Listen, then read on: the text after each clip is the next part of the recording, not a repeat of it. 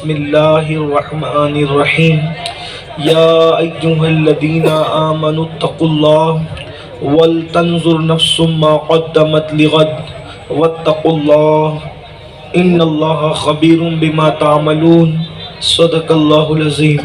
غوث اعظم بمنے بے سر و ساما مددے قبلے دین مددے پھرتے ہیں جو تیرے در سے یار پھرتے ہیں، در بدر یوں ہی خوار پھرتے ہیں۔ اس گلی کا گدا ہوں میں جس میں مانگتے تاجدار پھرتے ہیں۔ پھول کیا دیکھو میری آنکھوں میں دشت طیبہ کے خار پھرتے ہیں۔ جان ہے جان کیا نظر آئے کیوں عدو گرد غار پھرتے ہیں۔ رکھیے جیسے ہیں خانہ زاد ہیں ہم مول کے عیب دار پھرتے ہیں۔ آہ کل عیش تو کیے ہم نے آج وہ بے قرار پھرتے ہیں۔ ہائے غافل وہ کیا جگہ ہے جہاں پانچ جاتے ہیں چار پھرتے ہیں۔ اور کوئی کیوں پوچھے تیری بات رضا تجھ سے کتے ہزار پھرتے ہیں۔ آیہ کریمہ کی جو تلاوت کی گئی ہے اس کے متعلق میرا اللہ مجھے حق کہنے اور آپ سب کو حق سن کر اس پر عمل کرنے اور اسے عام کرنے کی توفیق عطا فرمائے۔ انسان دنیا میں آنے کے بعد دنیا کے اندر ڈوب چکا ہے۔ آج پوری دنیا میں کرپشن کی سب سے بڑی وجہ یہ ہے کہ انسان آخرت کا تصور بھول گیا۔ اگر آج کوئی جھوٹ بول رہا ہے تو اس کا یہ مطلب نہیں کہ اس کو نہیں پتا کہ جھوٹ بولنا حرام ہے۔ سب کو پتا ہے کہ جھوٹ بولنا حرام ہے، جھوٹ بولنا اچھی چیز نہیں ہے، سب جانتے ہیں۔ لیکن اگر اس کے باوجود کوئی جھوٹ بول رہا ہے تو مطلب یہ ہے کہ وہ آخرت کے تصور کو فراموش کر چکا ہے۔ اگر دینی محفل میں بھی مسلمان ہو کر کوئی موبائل چوری کر رہا ہے تو اس کا یہ مطلب نہیں کہ لوگوں کو پتا نہیں ہے کہ چوری کرنا جرم ہے۔ سب کو پتا ہے کہ چوری کرنا جرم ہے۔ سب کو پتا ہونے کی سب سے بڑی دلیل یہ ہے کہ گناہ بالکل واضح ہے، نیکیاں بھی بالکل واضح ہیں۔ اسی لیے انسان جب نیکی کرتا ہے تو علل اعلان کرتا ہے اور گناہ کرتا ہے تو چھپ کے کرتا ہے۔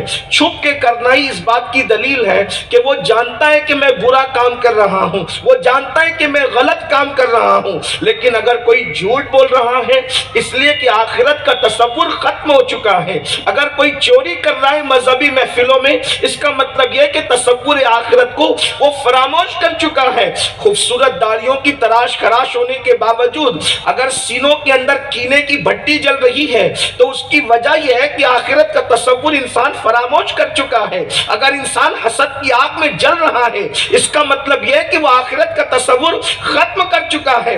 فجر کی نماز میں انسان اگر سوتے پڑا ہے اس کا مطلب یہ ہے کہ اسے آخرت کے بارے میں اللہ اکبر فکر اس کی یا کم ہو چکی ہے یا ختم ہو چکی ہے۔ اگر کوئی اپنی بیوی پہ ظلم کر رہا ہے، اپنے ماں باپ کی حق تلفی کر رہا ہے، سب سے بڑی وجہ یہ ہے تصور آخرت دلوں سے نکلتا جا رہا ہے۔ جس انسان کے دل میں بھی آخرت کی فکر ہوگی، آخرت کا تصور ہوگا، وہ کسی پہ ظلم نہیں کرے گا، وہ کسی پہ جبر نہیں کرے گا، وہ کسی پہ زیادتی نہیں کرے گا، وہ کسی کی حق تلفی نہیں کرے گا۔ اللہ اکبر۔ اس لیے کہ جانتے ہیں آخرت میں تو انسان کو اس چیز پر بھی عذاب دیا جائے گا۔ اگر احادیث کی طرف ہم نظر کرتے ہیں، کسی نے کسی کی لکڑی اٹھا کر کے صرف خلال کر لیا ہوگا، اس خلال کرنے پر بے اجازت خلال کرنے پر بھی اس کی پکڑ ہو سکتی ہے۔ کسی کی مٹی اپنے ناخنوں سے جھاڑ لی ہوگی، اس ناخن میں جو مٹی آئی ہے اس مٹی کے متعلق بھی اس سے پوچھا جائے گا۔ اللہ اکبر۔ اگر کسی نے ہاتھ دھوتے وقت کسی پڑوسی کی اجازت کے بغیر بدبو کو ختم کرنے کے لیے اس کی دیوار کی مٹی سے ہاتھ دھویا ہے اس کے متعلق بھی اس سے پوچھا جا سکتا ہے۔ کیا کیا پوچھا جائے گا اور کتنا پوچھا جائے گا اس کو قرآن واضح کر چکا۔ فَمَن يَعْمَلْ مِثْقَالَ ذَرَّةٍ خَيْرًا يَرَهُ وَمَن يَعْمَلْ مِثْقَالَ ذَرَّةٍ شَرًّا يَرَهُ۔ ایک ذرے کے برابر اگر نیکی کی ہوگی اللہ وہ بھی دکھائے گا، اور ذرے کے برابر برائی کی ہوگی اللہ وہ بھی دکھائے گا، سب دکھا دیا جائے گا۔ مگر افسوس، اللہ اکبر، آخرت کا تصور فراموش کرنے کے بعد ہم اپنا کتنا خسارہ کر رہے ہیں، کتنا نقصان کر رہے ہیں۔ یاد رکھنا یہ بازاری شہرتیں آخرت میں کسی کو نجات کا پروانہ نہیں دلا سکتی۔ اللہ اکبر، یہ زرق برق لباس پر گھمنڈ کرنا کسی کو نجات کے ساحل تک نہیں پہنچا سکتا۔ ہاں یہ دولت پر غرور اور گھمنڈ کرنا کسی کو آخرت میں نجات کے ساحل تک نہیں پہنچا سکتا۔ وہاں نجات نہ انسان کی دولت کی بنیاد پر ہوگی، نجات نہ کسی کی غربت کی بنیاد پر ہوگی، نجات نہ کسی کے نسب کے بنیاد پر ہوگی، نجات نہ کسی کے خطے اور قبیلے کی بنیاد پر ہوگی۔ نجات اللہ اکبر عبادتوں کی بنیاد پر بھی نہیں ہوگی، بلکہ نجات صرف اور صرف اس لیے ہوگی اللہ جس پر رحم کرے، اللہ جس پر کرم کرے، بس اسی کی نجات ہوگی۔ اللہ اکبر، وہ کتنا خوفناک ماحول ہوگا، وہ کتنا بھیانک ماحول ہوگا، وہ کیسے حالات ہوں گے۔ اللہ اکبر، ایک مقدس نبی کی بیوی بھی کفر کی وجہ سے جہنم میں داخل کی جا رہی ہوگی۔ حضرت سیدنا لوط علیہ السلام کی بیوی کی شکل میں ایک مقدس نبی کا بیٹا، اللہ اکبر، وہ بھی اپنے کرتوت کی بنیاد پر جہنم کا ایندھن بنایا جا رہا ہوگا۔ نوح علیہ السلام کے بیٹے کی شکل میں ایک مقدس نبی کا سگا چچا، اللہ اکبر، وہ بھی بچھو کی شکل میں جہنم میں جا رہا ہوگا۔ ابراہیم علیہ السلام کے چچا آزر کی شکل میں وہ کیا ماحول ہوگا، وہ کیا حالات ہوں گے۔ اللہ اکبر، اندازہ تو فرمائیں میرے آقا صلی اللہ علیہ وآلہ وسلم کے دیوانوں، دنیا دنیا دنیا اور صرف دنیا کے اندر ڈوب جانے والے انسان اور آخرت کی فکر نہ کرنے والے انسان، قرآن کہتا ہے یا ایھا الذین آمنوا اتقوا اللہ ولتنظر نفس ما قدمت لغد واتقوا اللہ ان اللہ خبیر بما تعملون۔ اے ایمان والو، اللہ سے ڈرو اور روز قیامت کے لیے کیا روانہ کر رہے ہو، کیا بھیج رہے ہو، اس سلسلے میں فکر کرو، اس سلسلے میں غور کرو، کیا بھیج رہے ہو۔ اللہ اکبر، کیا بھیج رہے ہو، اس سلسلے میں تھوڑی دیر کے لیے غور کرو۔ سنی دعوت اسلامی کا یہ اجتماع جس میں ہزاروں عاشقان رسول شریک ہیں، تھوڑی دیر کے لیے اپنے ایمان والے دلوں پہ ہاتھ رکھ کر کے سوچو، یہ اجتماع بھیڑ اکٹھا کرنے کے لیے نہیں، احتساب کے لیے ہے، احتساب نفس کے لیے ہے، حساب سے پہلے حساب کے لیے ہے، فکر آخرت کے تصور کے لیے ہے، اپنی آخرت کی کامیابی کے حوالے سے ہے۔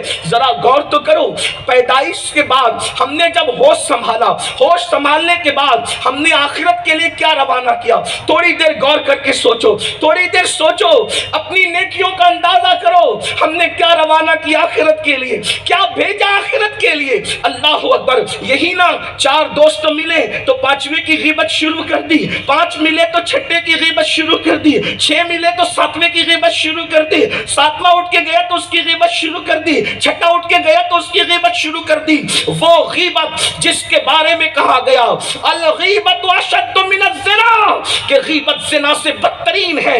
اللہ اکبر، غیبت آج ہماری زبانوں پر ہے، حسد کا شکار انسان ہے، کینے کا شکار انسان ہے۔ وہ کینہ جس کے سینے میں ہوگا، اللہ کے رسول ارشاد فرماتے ہیں جس نے کسی مسلمان کے لیے کینہ رکھا، اس کے سجدے اس کے سر کے اوپر نہیں جا سکتے، اس کی دعائیں اس کے سر کے اوپر نہیں جا سکتی۔ کیا بھیجا ہے؟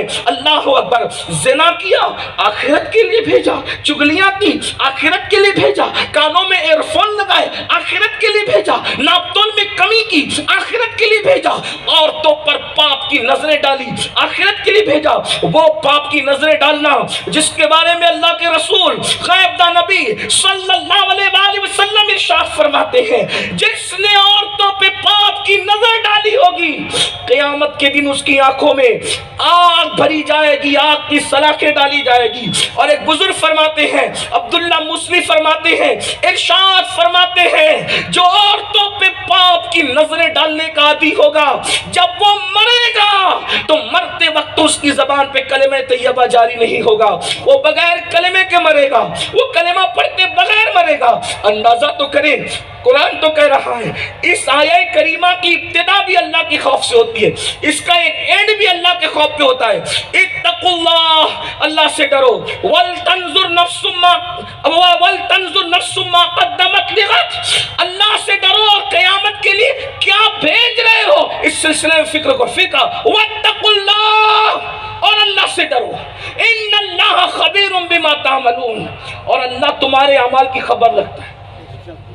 تمہارے اعمال کی خبر کوئی رکھے نہ رکھے، اللہ کو تمہارے اعمال کی خبر ہے، وہ سب جانتا ہے۔ کتنا انسان مکر سے بھرپور، انسان ریا کا کیسا مجسمہ کہ اگر سی سی ٹی وی کیمرے کی زد میں ہو تو کھایا ہوا پان بھی نہیں تھوکتا، اگر سی سی ٹی وی کیمرے کی زد میں ہو، اور اللہ دیکھ رہا ہے تو زنا بھی ہو رہا ہے، اللہ دیکھ رہا ہے تو مردوں کے ساتھ لڑکوں کے ساتھ بدفعلی بھی ہو رہی ہے، اللہ دیکھ رہے ہیں ناپتول میں کمی بھی ہو رہی ہے، اور اللہ دیکھ رہا ہے افیئر کے معاملات بھی ہو رہے ہیں۔ آپ بتائیں سی سی ٹی وی کیمرے کا اتنا خیال، اللہ کا کیا خیال؟ اللہ پاک نے ارشاد فرماتا ہے وما قدر اللہ حق قدری، تم نے اللہ کی وہ قدر نہ کی جیسا کہ قدر کرنے کا حق تھا، تم نے اللہ کی ویسی عزت نہ کی، اللہ کی ویسی تکریم نہ کی جیسا کہ اس کا حق تھا۔ غور کریں، اللہ پاک اپنے بندوں سے کہہ رہا ہے تم نے خدا کی وہ قدر نہیں کی۔ سی سی ٹی وی کیمرے کی زد میں آ کر کے چلنے کو بھی محتاط بنانے والوں، خدا دیکھ رہا ہے۔ اور یاد رکھنا، بندوں کے درمیان کروڑ مرتبہ ذلیل ہو کر وہ نقصان نہیں ہوتا جو خدا کے یہاں ایک مرتبہ ذلیل ہو کر نقصان ہوتا ہے، اس لیے کہ بندوں کی حیثیت کیا ہے، یہ بھولنے والے لوگ ہیں۔ اچھائیاں کرو تو بھی یہ بھول جائیں گے، برائیاں کرو تو بھی یہ بھول جائیں گے۔ میں بے شمار ایسے بزرگوں کا نام لے سکتا ہوں جو اپنے زمانے کے سب سے اچھے تھے، آج لوگ ان کو بھول چکے۔ کہاں ہیں وہ لوگ جنہوں نے اچھائیاں کی، لوگ ان کو بھول گئے۔ ایسے لوگوں کے بھی نام لے لیے جائیں جو اپنے دور کے بدترین لوگ تھے، ان کو بھی لوگ بھول گئے۔ انسان ہے ہی نسیان کا پتلا، انسان نسیان سے بنا ہے۔ حضرت علامہ مفتی احمد یار خان نعیمی کہتے ہیں انسان یا تو مشتق ہے نسیان سے، یا مشتق ہے انس سے، یا وہ محبت کرتا ہے یا وہ بھول جاتا ہے، اور یہ بھولنا بھی اللہ کی نعمت ہے۔ اگر انسان کے اندر بھولنے کا مادہ نہ رکھا جاتا تو انسان غموں سے مر جاتا، انسان غموں سے مر جاتا، بلکہ اگر انسان کو بھولنے کا مادہ نہ رکھا جاتا تو انسان خوشیوں سے بھی مر جاتا۔ انسان بھول جاتا ہے، سب بھول جاتا ہے۔ بتائیں بھولنے والے انسان کے پاس عزت اور ذلت کا اتنی احتیاط کا ماحول ہے، وہ اللہ جو بھولنے سے پاک ہے، وہ اونگنے سے پاک ہے، سوچو تو صحیح اس کی عدالت میں کھڑے ہونا ہے۔ ایک وقت ہم سب پر آنا ہے۔ میں ایک حدیث پڑھنا چاہتا ہوں، ایک حدیث مبارکہ آپ کی خدمت میں پیش کرنا چاہتا ہوں، جس کو علامہ ابن الجوزی نے اپنے دور میں بیان کیا تھا۔ علامہ ابن الجوزی بہت بڑے خطیب گزرے، ان کی محفل میں 70 ہزار لوگ شریک ہوتے تھے بغداد شریف میں، جب تک غوث پاک کا ورود نہ ہوا تھا، تشریف نہ لائے تھے۔ آپ کی محفل بہت شباب پر ہوتی، اور میں سمجھتا ہوں کہ اس دور میں آپ نے 500 سے زائد کتابیں لکھی ہیں۔ علامہ ابن الجوزی وہ ہستی ہے، بڑے خطیب بھی تھے، بڑے محدث بھی تھے، اور راویوں کی بڑی چھان پھٹک کا اللہ رب العزت نے آپ کو ملکہ عطا فرمایا تھا۔ تبحر علمی یہ تھا کہ میں سمجھتا ہوں کہ جو ان کی جرح سے بچ گیا، محدثین کہتے ہیں پھر وہ ایک یونیک شخصیت ہے، بہت کم لوگ آپ کی جرح سے بچے۔ تو ابن الجوزی نے اپنے دور میں ایک روایت پڑھی تھی، ان کے خطبات سے میں ایک روایت پڑھنا چاہتا ہوں، میں اس کو لکھ کر لایا ہوں، توجہ چاہتا ہوں۔ ایک موقع ہم پہ آنے والا ہے، آپ اس کو عنوان بھی دے سکتے ہیں اگر ٹائٹل دینا چاہیں، 5 فرشتوں کی صدا۔ جب انسان دنیا سے جانے والا ہوتا ہے تو اس کے پاس اللہ 5 فرشتوں کو بھیجتا ہے۔ جب اس کو، ویسے فرشتے تو بہت آتے ہیں لیکن صدا دینے کے لیے 5 فرشتے آتے ہیں۔ بہت توجہ سے سننے کی ضرورت ہے، کوئی خطابت نہیں ہو رہی ہے، صرف اپنے دل کا درد آپ کے دلوں کی دہلیز پر منتقل کرنے کی اس امید پر کوشش ہے کہ اللہ کرے آپ کی اور میری آخرت کا کچھ سامان ہو جائے۔ آخرت وہ ہے بھائیو جہاں سید الانبیاء کے علاوہ سب کی زبان پر نفسی نفسی۔ محشر وہ محشر ہے کہ اگر انسان صرف محشر کا تصور کر لے تو اس کو خیال ہوگا کہ میں کر کیا رہا ہوں، مال، دنیا، فریب، مکر. ہم گناہ کر کے نہیں ڈرتے اللہ سے جیسا ڈرنے کا حق ہے. اللہ والے نیکیاں کر کے لرزتے تھے اور وہ سوچتے تھے کہ اللہ ہمارے بارے میں فیصلہ کیا کرے گا. یہ بھی یاد رکھنا وہ دانا ہے، وہ مختار ہے اور ہم سب اس کے بندے ہیں. وہ ہمارے بارے میں جو فیصلہ کرے وہ حق ہے. وہ کسی پہ ظلم نہیں کرتا، وہ اس کی ذات ظلم سے پاک ہے. اور اگر وہ نیکی قبول کرے تو اس کا فضل ہے اور اگر رد کر دے تو اس کا عدل ہے. اللہ اکبر. ایک مقام پر اللہ خود فرماتا ہے کیا تم اللہ کی بارگاہ میں اپنا متقی ہونا ثابت کرنا چاہتے ہو؟ آیت پاک کا مفہوم ہے اللہ فرماتا ہے کیا بڑے متقی ثابت کرنا چاہتے ہو تم خدا کی بارگاہ میں؟ خدا تو تمہارے دلوں کے حالات کو جانتا ہے، خدا تمہارے دلوں کی کیفیت. تو ایک منزل آنے والی ہے، بس اسی پہ بات پوری ہوگی. جب موت آتی ہے انسان کو 5 فرشتے صدا لگانے کے لیے آتے ہیں اور موت کا وقت کیسا ہوتا ہے اس کو ایک ہلکا سا مفہوم کے طور پہ ایک روایت کا مفہوم پیش کرتا ہوں، غور کریں.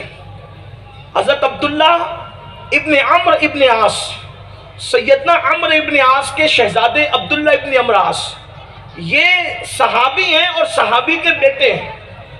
اور حضرت عمرو ابن عاص سیاستداں اصحاب میں سے ہیں اور حضور علیہ السلام نے ان کے لیے بڑی باتیں بیان فرمائی. مصر کے فاتحین میں ان کا شمار ہوتا ہے اور ان کی زندگی کا بڑا خوبصورت ترین دور گزرا ہے اور واقعات بھی بڑے خوبصورت ہیں. یہ آپ عمرو ابن عاص کون ہے صرف اتنا سمجھ لیں گے تو بات سمجھ میں آئے گی. مصر فتح کرنے کے لیے گئے تو وہاں پر ان کا خیمہ لگا. چونکہ میدان میں خیمہ لگا ہوا تھا اور ابھی مصر میں کوئی بھی چیز ہماری اپنی نہیں تھی، اغیار کا قبضہ تھا. تو سپاہیوں کے یہ لیڈر تھے اور قائد اور امیر تھے. سپاہ کے ساتھ ان کا خیمہ لگا اور مصر فتح ہوتے ہوتے بہت وقت گزر گیا. اس درمیان میں ایک کبوتری نے ان کے خیمے کے اندر جو سینٹر پوائنٹ ہوتا ہے اس میں گھونسلہ بنا دیا اور اس میں انڈے دے دیے. خدا کا کرنا ابھی وہ انڈے اور گھونسلے کا مرحلہ پورا ہی ہوا تھا کہ مصر فتح ہو گیا. مصر فتح ہو گیا. مصر فتح ہوا، چونکہ جنگل میں خیمہ تھا تو پورا وہ جنگل کے لشکر اٹھ کر کے شہر میں منتقل ہو گئے. امیر قافلہ کا حکم ہوا سب کے خیمے اکھاڑ دو. سب کے خیمے اکھڑ گئے. امیر قافلہ نے کہا میرا خیمہ نہیں اکھڑے گا. حضرت عمرو ابن عاص نے کہا یہ حضور کے اصحاب ہیں، حضور کے تربیت یافتہ لوگ ہیں، حضور کے صحابی ہیں. عمرو ابن عاص کہتے ہیں میرا خیمہ نہیں اکھڑے گا. اور دور کس کا ہے؟ فاروق اعظم کا، جہاں شاعر کو پیسہ دینے پر بھی معزول کیا جا رہا ہے. اس قدر سختی ہے ایک بزرگ نے اپنی شان میں شعر سن کر شاعر کو پیسہ دے دیا. فرمایا کہ تم مسلمانوں کے قائد نہیں ہو سکتے، تمہیں معزول کیا جائے گا. اگر بیت المال سے دیا ہے تو تمہاری شان سن کر تمہیں حق کیا تھا کہ تم بیت المال سے دیتے، اور اگر اپنے پاس سے دیا ہے تو اس کا مطلب کہ تم نے فضول خرچی کی ہے. جو فضول خرچی کرے وہ مسلمانوں کا قائد نہیں ہو سکتا. اتنی باتوں پر بھی معزول کیے جا رہے لوگ. عمرو ابن عاص نے کہا میرا خیمہ نہیں اکھاڑا جائے گا. لوگوں نے کہا کیوں؟ ہم مرکز پہ امیر کو جواب کیا دیں گے؟ کہا کہ بول دینا کہ عمرو ابن عاص اس خیمے کا خرچ دینے کے لیے تیار ہے، میں خیمے کا پورا خرچ دے دوں گا. کہا مگر خیمے میں رہنا نہیں ہے، مصر فتح ہو گیا. پھر خرچ دینے کی وجہ فرماتے ہیں کبوتری نے گھونسلہ بنایا ہے، اس نے انڈے دیے ہیں. اب میرا خیمہ اجاڑو گے تو ایک کبوتری کا گھر اجڑ جائے گا، اس کے انڈے ٹوٹ جائیں گے. میں مہنگا خرچ اٹھانا تو برداشت کر سکتا ہوں لیکن کسی پرندے کا گھونسلہ اجاڑنا برداشت نہیں کر سکتا. یہ ہے عمرو ابن عاص رضی اللہ تعالیٰ عنہ. وہ عمرو ابن عاص کے بیٹے ہیں عبداللہ ابن عمرو ابن عاص رضی اللہ تعالیٰ عنہ. عبداللہ ابن عمرو ابن عاص کہتے ہیں میں نے اپنے بابا عمرو ابن عاص سے پوچھا ابا جی موت کے وقت کیسا لگتا ہے؟ اس روایت کو لکھنے والے فقیہ ابو اللہ سمرقندی ہیں. وہ لکھ رہے ہیں کیا کہا ابا جی موت کے وقت کیسا لگتا ہے؟ اب حضرت عمرو ابن عاص موت کی کیفیت بیان کر رہے، فرماتے بیٹا اب غور کریں، یہاں ٹھہر کر سوچیں. یہ منزل آنے والی ہے، اندھیرا گھر، اکیلی جان، دم گھٹتا دل اکتاتا، خدا کو یاد کر پیارے وہ ساتھ آنے والی ہے، خدا کو یاد کر پیارے وہ ساتھ آنے والی ہے۔ صحابی رسول عمرو ابن عاص اپنے بیٹے سے کہتے بیٹا تو موت کے وقت کی کیفیت پوچھ رہا ہے، مرتے وقت انسان پہ کیا گزرتی ہے میں تجھے بتاؤں۔ زمین اور آسمان سمیٹ کر اگر کسی کے سینے پہ رکھا جائے تو اس کو کتنا بوجھ لگے گا، اتنا ہی بوجھ مرنے والے کے سینے پہ لگتا ہے۔ ذرا غور کریں، 10-20 کلو کا وزن اگر سینے پہ آ جائے، 10-20 کلو جانے دیجئے، اگر 14 سال کا اپنا خود کا بچہ بھی سینے پہ بیٹھ جائے تو ہم اس کو مار کے اتار دیں۔ ہائے ہائے، آپ غور کریں، جب انسان کی روح حلق میں اٹک رہی ہو اور زمین اور آسمان کے برابر وزن انسان کے سینے پہ محسوس ہو، اس وقت انسان کی کیفیت کیا ہو؟ نرم نرم گدوں پہ لیٹ کر زنا کے مناظر دیکھنے والے کبھی یہ تصور میں نہ آئیں گے؟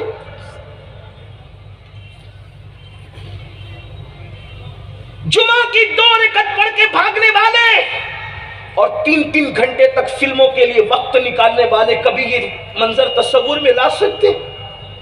یہاں تو نیک اور بد کی کوئی تمیز ہی نہیں ہے، یہ تو سب کے لیے کہہ رہے عمرو ابن عاص رضی اللہ تعالی، عمرو ابن عاص سب کے لیے بیان فرما رہے، کہتے زمین اور آسمان اگر سمیٹ کر سینے پہ رکھا جائے تو جتنا بوجھ محسوس ہوگا اس سے زیادہ بوجھ میرے بیٹے انسان کو سینے پہ مرتے وقت ہوتا۔ لوگ سمجھتے بہت آرام سے مر رہے ابا جی کو خود پتا ہے کہ مجھے گزر کیا رہی ہے۔ یہ تو صحابہ کرام کے دلوں کا تزکیہ کیا تھا اللہ کے رسول نے، جنہوں نے واضح کر دیا معاملات کو۔ پھر اس کے بعد عمرو ابن عاص کہتے ہیں میرے بیٹے جب انسان کو موت آتی ہے تو اس کو ایسا لگتا ہے کہ میں ناک کے سوراخ سے سانس نہیں لے رہا ہوں بلکہ میں سوئی کے ناکے سے سانس لے رہا ہوں۔ ناک اس کی اتنی تنگ کر دی جاتی ہے کہ انسان کو لگتا ہے کہ میں سوئی کے ناکے سے سانس لے رہا ہوں۔ اگر زکام ہو جائے اور ناک بند ہو جائے تو ہم کیسے تڑپتے ہیں، کیسے بے چین ہوتے ہیں۔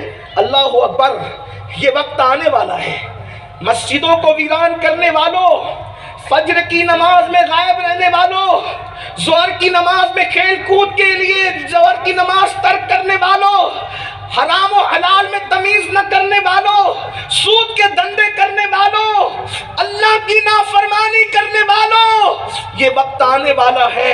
فرماتے عمرو ابن عاص سوئی کے ناکے سے ایسا لگتا ہے کہ سانس لے رہا ہے انسان۔ پھر کہتے میرے بیٹے میں اور تجھے کیا بتاؤں، بس اتنا سن لے، اور موت کی حقیقت تو کوئی بتا بھی نہیں سکتا، اتنا سن لے، کسی کے پیٹ میں ببول کا درخت اگا دیا جائے اور نیچے کے مقام سے اس کا ڈنٹل کھینچا جائے تو اس کے وجود پر کیا گزرے گی میرے بیٹے، بس مرتے وقت انسان کی کیفیت۔ حضرت عمرو ابن عاص اپنے وصال کے وقت تو رو رہے تھے، بیٹے بیٹھے ہوئے، گھر کے لوگ بیٹھے ہوئے، عمرو ابن عاص ان سب سے منہ پھیر کر کے رو رہے ہیں۔ صحابی رسول جنہوں نے سید الانبیاء کے پیچھے نمازیں پڑھی ہے، ان کا دنیا سے جانے کے وقت میں عاجزی اور انکساری کا اور آخرت کی فکر کا یہ حال ہے، چہرہ موڑ کر رو رہے ہیں۔ بیٹے نے پوچھا بابا کیوں رو رہے ہو؟ فرماتے بیٹا میری زندگی کے 3 دور ہیں، ایک دور وہ تھا جب میں ایمان نہیں لایا تھا، اگر تب مر جاتے سیدھا جہنم میں جاتے، ایک دور وہ تھا جب حضور کو دیکھ کر حضور کے ہاتھ پہ ایمان لائے، حضور کے ہاتھ پہ بیعت کی، تب انتقال ہو جاتا، حضور جنازے میں آتے، جنازہ پڑھاتے، سیدھا جنت میں جاتے۔ لیکن دونوں دور گزر گئے، اس کے بعد حضور نے پردہ فرمایا اور ہم لوگ دنیا میں مصروف ہو گئے، ہم لوگ دنیا داری میں مصروف۔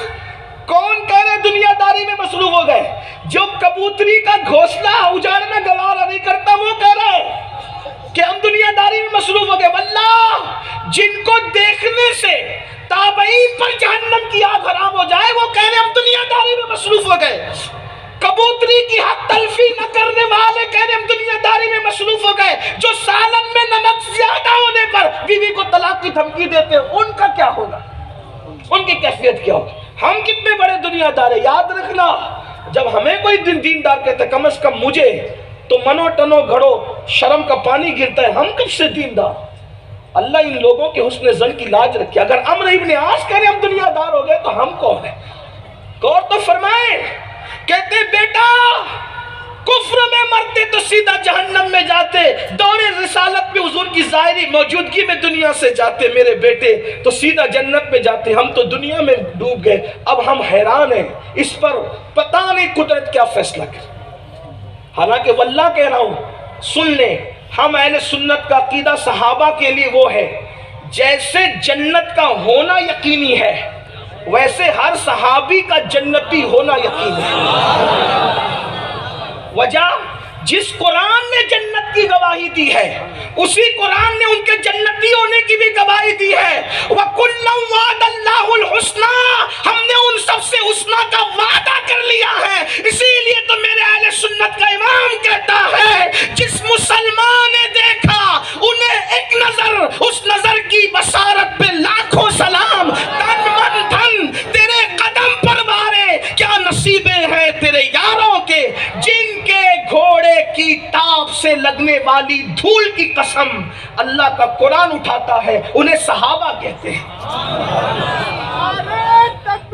اللہ اکبر, نعرہ رسالت,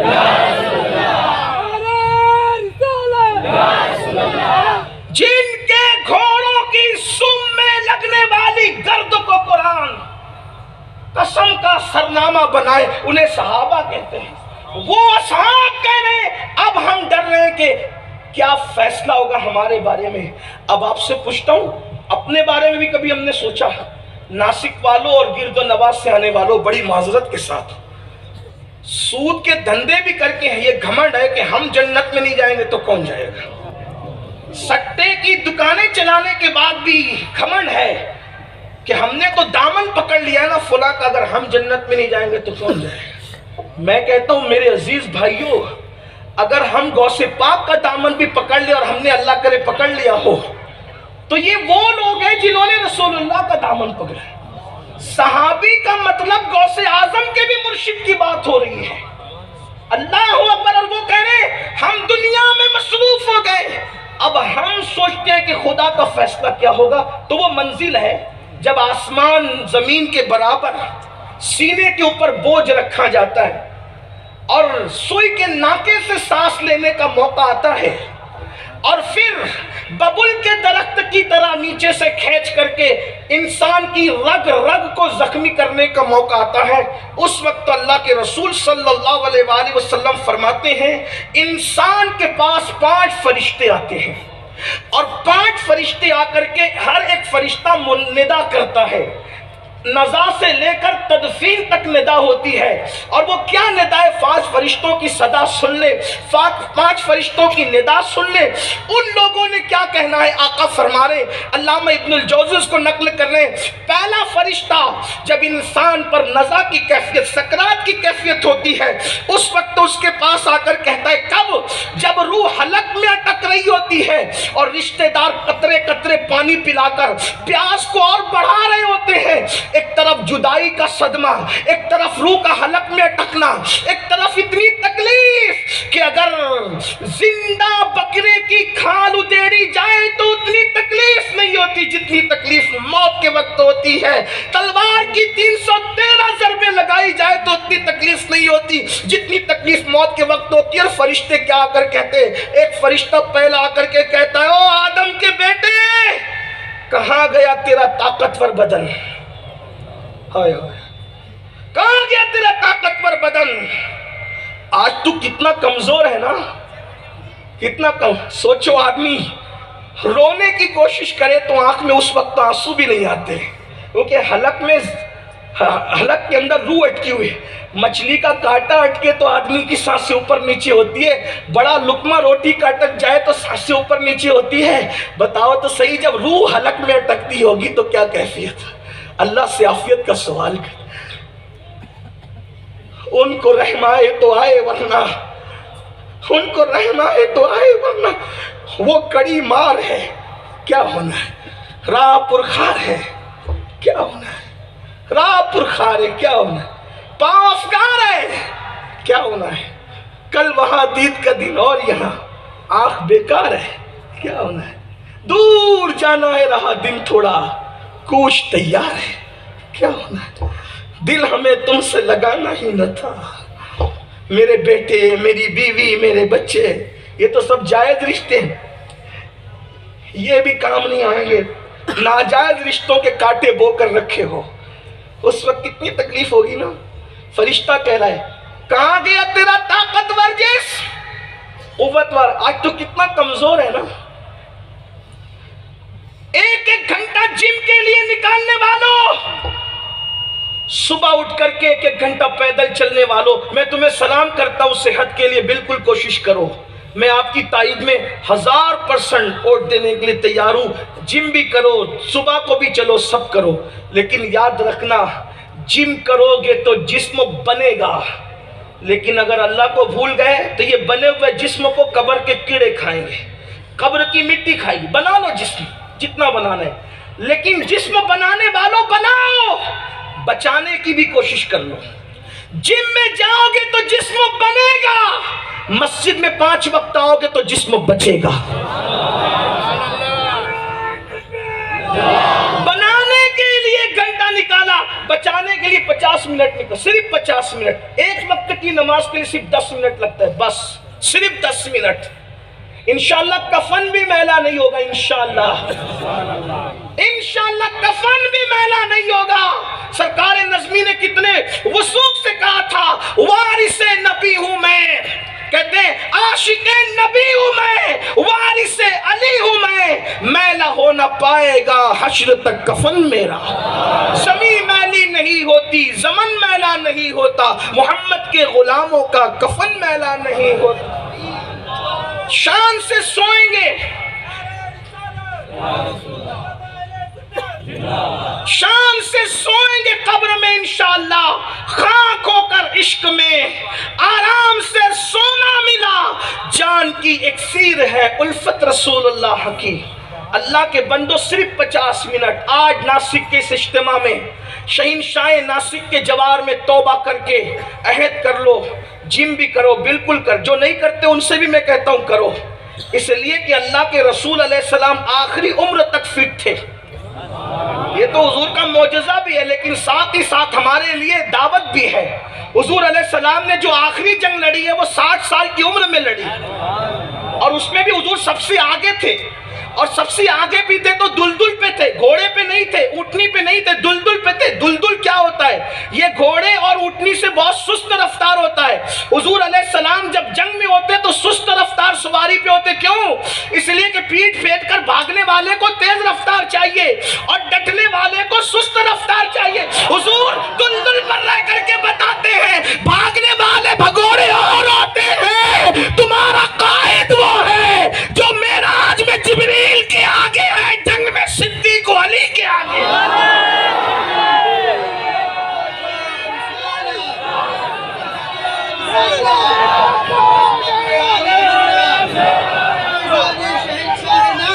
عظمت رسول، قوت کا عالم یہ ہے جس کو پارے دو عالم کی پرواہ نہیں، ایسے بازو کی قوت پہ لاکھوں سے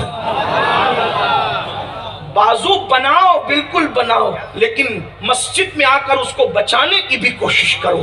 50 منٹ کا وقت لگتا ہے، آؤ آج سچی توبہ کریں، عہد کریں کہ ہم نماز پڑھیں گے۔ بہرحال وہ پہلا فرشتہ کہتا ہے تو کتنا تجھے اپنی طاقت پر کتنا طاقتور تھا نا تیرا بدن، اور تجھے اپنی طاقت پر بڑا گھمنڈ تھا نا، آج تو کتنا کمزور ہے۔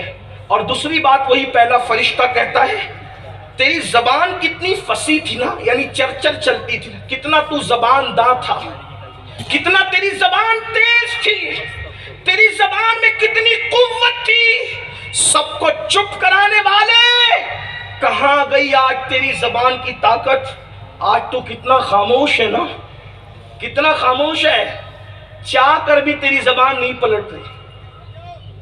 انسان پڑا ہوا حسرت کے ساتھ آنکھیں کھول کر کے ٹکٹکی باندھ کے دیکھتا ہے۔ فرشتہ تیسری بات کہتا ہے تیرے گھر والے عزیز اور اقربا کہاں گئے؟ میرا یہ، میرا وہ، میرا وہ، میرے عزیز بچے بھی آدمی کو چھوڑ دیتے ہیں، بیوی بھی چھوڑ، دوست و احباب بھی چھوڑ دیتے ہیں۔ فرشتہ کہتا ہے کہاں گئے تیرے گھر والے، کہاں گئے عزیز اقربا، کہاں گئے؟ آج تو کتنا تنہا ہے نا، تجھے کس نے تنہا کیا؟ یہ حسرت ہوتی ہے۔ پہلا فرشتہ کہتا ہے۔ دوسرا فرشتہ، اس لیے کہ میرا وقت قریب الختم ہے، میں اس میں اپنی گفتگو سمیٹ لوں۔ دوسرا فرشتہ کہتا ہے کب؟ جب انسان کی روح نکال لی جاتی ہے، روح نکل گئی تو فرشتہ، دوسرا فرشتہ کہہ رہا ہے، جب اس کو کفن پہنایا جا رہا ہے تو فرشتہ اس سے مخاطب ہو کے کہہ رہا ہے اے ابن آدم، روح نکلنے کے بعد کہنے میں حکمت کیا ہے؟ روح نکلی، پوری دولت وارثوں کی ہو گئی، جتنا کمایا تھا سب وارثوں کا، کچھ نہیں رہا آپ کا۔ قرآن کہتا ہے لا تنس نصیبک من الدنیا، دنیا سے اپنے نصیب کا مت بھول، سوائے کفن کے کچھ نہیں لے جائے۔ نصیب کا کیا ہے؟ کفن۔ اللہ راضی ہے تو وہ کفن بھی کفن ہے، اور اللہ ناراض ہے تو وہ کفن جہنم کی آگ کی شکل اختیار کر لے گا۔ ہائے ہائے، کیا انسان ہے انسان! دنیا میں تو دل لگا بیٹھا، تیرے ہاتھ سے موبائل نہیں چھوٹتا، تو گیم کھیل رہا ہے۔ علماء کو کہتا ہے وہ گیم میں کیا برائی ہے مولانا، کیا برائی ہے؟ ارے 1 منٹ اگر ضائع کر رہا ہے تو اس سے بڑی برائی کیا ہے؟ اب موبائل میں کوئی میوزک نہیں ہے، کوئی فلم نہیں ہے، کوئی تصویر نہیں، کوئی عورت کی تصویر نہیں ہے۔ ارے نادان، وقت کا ضائع کرنا یہ بھی تو گناہ ہے۔ ہم کیوں آئے؟ ایک ایک لمحہ اتنا قیمتی ہے۔ صوفیہ کہتے ہیں پیدا ہوئے اذان اور اقامت ہوئی، مر گئے نماز ہوئی۔ فلسفہ موت و حیات کیا ہے؟ اذان بھی ہو گئی، اقامت بھی ہو گئی، اب تیری جماعت ہونے والی ہے۔ جتنا اقامت اور جماعت کے درمیان ٹائم ہوتا ہے، صوفیہ کہتے ہیں اتنی تیری زندگی ہے۔ اب اتنی سی زندگی میں عیش کر کے آخرت کو برباد کر دے، یا محنت کر کے آخرت کو آباد کر لے، آپ کے اوپر ہے۔ انسان نہ مکمل مجبور ہے پتھر کنکر کی طرح، اور نہ مکمل مختار ہے، درمیان کی کیفیت ہے۔ ہمارا عقیدہ اہل سنت کا یہی ہے، نہ مجبور محض ہے نہ مختار کل ہے۔ انسان کہ وہ اپنے معاذ اللہ اعمال کی تخلیق خود کر لے، ایسا نہیں ہے۔ اعمال کی تخلیق اللہ ہی فرماتا ہے، یہ ہمارے بنیادی عقائد میں سے عقیدہ ہے۔ تو جب کفن پہنایا جا رہا ہے، روح نکل گئی ہے، تو اس وقت تو دوسرا فرشتہ کہتا ہے اے آدم کے بیٹے، تو نے تنگ دستی کے خوف سے جو مال اور اسباب جمع کیا تھا وہ کہاں گیا؟ کہاں ہے تیرا مال؟ بتا، تیرا مال کہاں ہے؟ مال پہ گھمنڈ کرتا تھا نا، فرعون کی طرح مغرور تھا تو مال پر، نمرود کی طرح گھمنڈی تھا تو مال پر۔ آج تھوڑا سا مال آتا ہے تو انسان دین کا مذاق اڑاتا ہے، لیکن یہی ہندوستان ہے۔ ہندوستان کے بادشاہ لوگ بھی اپنے بیٹوں کو عالم اور حافظ بناتے تھے۔ آج تو یہ سمجھا جاتا ہے مزدوروں کے بیٹے، گھر میں برتن جھاڑو کرنے والی کے بیٹے، یہ معاذ اللہ عالم اور حافظ بنے، مالداروں کے بیٹے کیوں کر بنے؟ اور پھر کہتے ہیں مولانا ہم کل تک بادشاہ تھے، آج بھکاری کیوں ہیں؟ تو جب بادشاہ تھے تو کیسے تھے؟ بادشاہ تھے تو کیسے تھے؟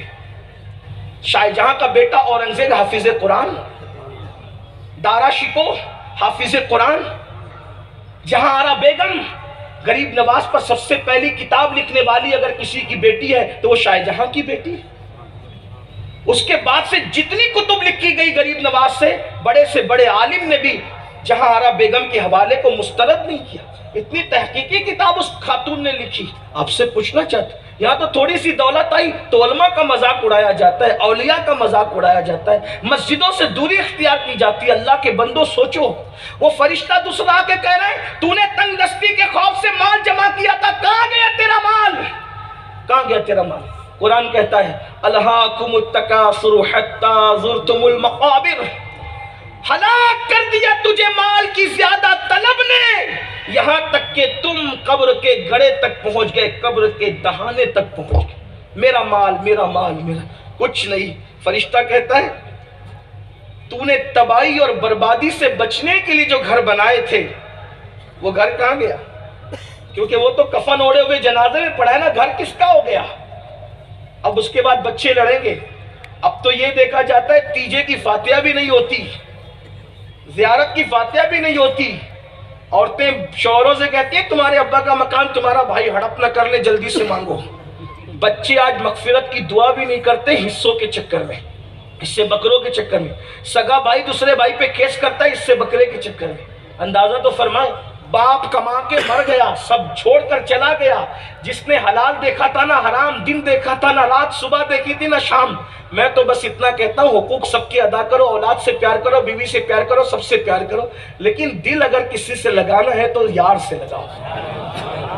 دل یار سے لگاؤ، اس لیے کہ کوئی اپنا نہیں ہے. یہ بات میں نہیں کہہ رہا ہوں، یہ بات سیدہ فاطمۃ الزہرا کے وصال پر مولا علی نے کہی.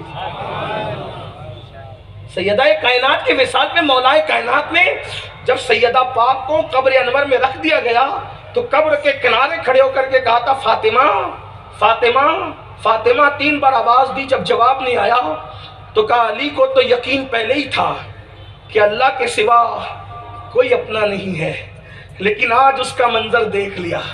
یہی فاطمہ بنت پیغمبر تھی، ایک بار آواز دیتا تھا تو 3 بار پکارتی تھی حاضر ہوں میرے سرتاج. موت کیا طاری ہو گئی، بنت پیغمبر بھی آواز نہیں دیتی. آج علی کو احساس ہے کہ اللہ کے سوا اپنا کوئی نہیں. غور کریں، جو جوڑے کا نکاح آسمانوں پہ ہوا تھا، جو جوڑا جنت میں ویسے ہی برقرار رہے گا، جن کی ہنسی سے جنت کے ذرات چمک اٹھیں گے، وہ مولا علی کہہ رہے.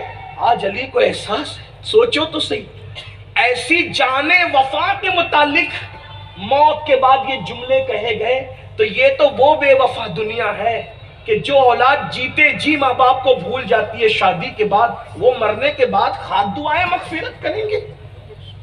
اور اگر کرنا بھی چاہیں تو انہیں آتا کیا ہے؟ خود تو قرآن پڑھنا نہیں جانتے، جن کے وضو اور غسل بھی درست نہ ہو الا ماشاءاللہ. یہ ہمارے لیے کیا ایصال ثواب ہے؟ جنہیں سورۃ الفاتحہ نماز میں صحیح پڑھنی نہیں آتی، وہ ہمارے لیے نجات کا ذریعہ. سوچو تو صحیح، ہم نے گڑا تو اپنا خود کھودا ہے. ہم نے کمپیوٹر سکھائے، موبائل سکھائے، 25 سال پڑھا کر کے ڈگریاں دلوائی. کیا ہم نے اپنے بچوں کو قرآن بھی پڑھنا سکھایا؟ اپنے بچوں کو مسلمان بھی بنایا جیسا مسلمان حضور بنانے آئے تھے؟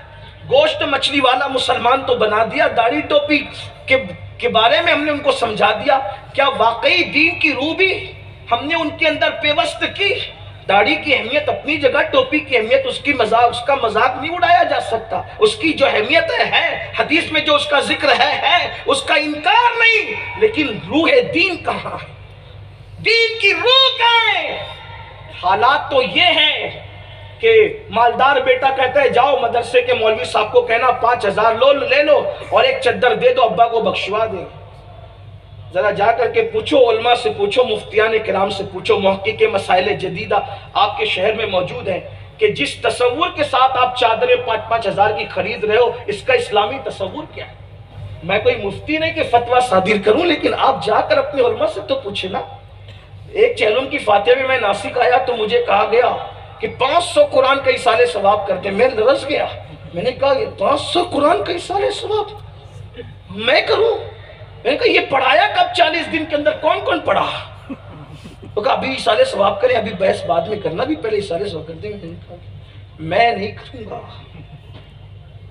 اس لیے کہ یہی تو اپنی فکر ہے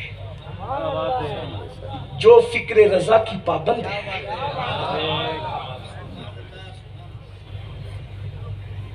آپ کے لفافے پہ دین نہیں بیچا جا سکتا، اس لیے کہ میرے امام نے فکر دیے کروں مدح اہل دول رضا. پڑے اس بلا میں میری بلا، میں گدا ہوں اپنے کریم کا، میرا دین پارے نہ نہیں. میں نے بلند آواز سے فاتحہ پڑھی اور ایصال ثواب ان الفاظ میں کیا اللہ انہوں نے جو پڑھا ہے وہ اس کو ایصال ثواب. ہمیں نہیں پڑھا، کیوں ہے نہیں پتا کیا پڑھا. 500 قرآن شریف. تو بعد میں پتا چلا کہ کچھ وہاں سے خریدے اور کچھ وہاں سے خریدے، کچھ وہاں سے. میں کوئی رائے کا اظہار نہیں کر رہا ہوں، جا کے مفتی صاحبان سے پوچھنا، وہ جو بتائیں گے پھر اس پہ غور کیجئے گا. 40 قرآن کی چادریں. جی حضرت میں بھی بہت قریب رہتا ہوں، جانتا ہوں. تو دوسرا فرشتہ کہتا ہے جو تو نے گھر بنایا تھا بربادی سے بچنے کے لیے، وہ گھر کہاں ہے؟ کہاں ہے وہ گھر؟ گھر تو اجنبی. پھر کہتا ہے تو نے تنہائی سے بچنے کے لیے جو دوست ڈھونڈے تھے نا، وہ کہاں ہے؟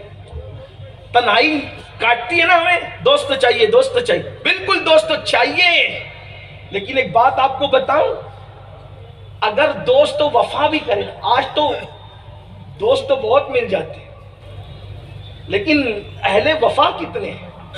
غالب کہتے ہیں ہم کو ان سے وفا کی ہے امید جو نہیں جانتے وفا کیا، اور ایک مقام پہ کہتے ہیں ہم نے مانا کہ تغافل نہ کرو گے لیکن خاک ہو جائیں گے تم کو خبر ہونے تک۔ تو دوست ملتے کتنے ہیں؟ چائے پارٹی کھانے والے، تحفے طائف والے تو بہت مل جاتے ہیں، مگر درد دل والے، انس والا انیس کہاں ملتا ہے؟ غم گسار کہاں ملتا ہے؟ غم خار کہاں ملتا ہے؟ اور اگر واقعی ہزاروں میں کوئی ایک مل بھی جائے، کہاں تک وفا کرے گا؟ جب تک روح کا رشتہ جسم سے جڑا ہوا ہے وہیں تک وفا کرے گا، اور قبر کے پاس آ کر کے وفاداری کی انتہا یہ ہوگی کہ منو مٹی کے نیچے دبا کر ایسے پلٹ کر جائے گا جیسے کبھی پہچانتا بھی نہیں تھا۔ فرشتے کہیں گے بتا وہ مونس و غمخوار غم گسار تیرے کہاں گئے؟ تو نے انس کے لیے دوست بنائے تھے، کہاں ہے وہ؟ آج تو تنہا رہ گیا۔ اسی لیے آپ کو بتاؤں، اگر دوستی کرنا ہے نا تو یا اللہ سے کرو یا اللہ والوں سے کرو، رشتے سب سے بناؤ، یاری صرف اللہ سے ہو یا اللہ والوں سے ہو۔ اور اللہ والے کون ہیں؟ اللہ والا وہ ہے جس کے پاس بیٹھو تو اللہ یاد آ جائے، جس کو دیکھو تو اللہ یاد آ جائے، جس کی بات سنو تو اللہ یاد آ جائے۔ ہاں اللہ والا وہ ہے، یا اللہ سے دوستی کرو یا اللہ والوں سے۔ آپ کہیں گے یہ کتنی مشکل بات تو نے کر دی نا، کہ اللہ سے دوستی کتنی مشکل ہے۔ میں نے کہا سب سے دوستی مشکل ہے، اللہ سے دوستی سب سے آسان ہے۔ لیکن بندہ سب سے دوستی کر رہا ہے، رب سے دوستی نہیں کر رہا ہے۔ دیکھو بڑے بڑے تحفے دے کر پھر بھی منافق پال رہے ہو، اللہ سے دوستی کتنی آسان ہے۔ جب سب سو جائیں اچھے سے وضو کرو، 2 رکعت خشوع سے نماز پڑھو، 2 آنسوؤں کی سوگات پیش کر دو، اس سے دوستی کا رشتہ جڑ جائے۔ اتنی آسان ہے۔